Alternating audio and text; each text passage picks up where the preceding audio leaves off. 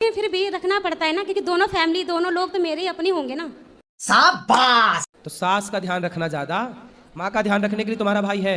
जी है, मानती हूँ। आगे जाके क्या होता है ना कि लड़के बिगड़ जाते हैं, उनकी बहुएं आ जाती हैं तो बिगड़ ऐसे ही जाते तुम्हारा हैं। जिससे ब्याह होगा वो भी तो एक लड़का होगा, उसकी माँ भी तो कहेगी मेरा लड़का बहू बिगड़ गई। ऐसे ही है, तुम सारी बात तो सही है। बेटियां यदि माँ का ध्यान रखने लग गई, यदि तुम सारी बेटियां सास का ध्यान रखने लग जाओगी ना, तो अपने आप भारत में बिल्कुल स्वर्ग हो जाएगा हर घर। तुम शादी करके माँ की तरफ आती हो ना, यदि सास की तरफ भाग जाओ तो तुम्हारा घर स्वर्ग बन जाए। फिर क्या होता?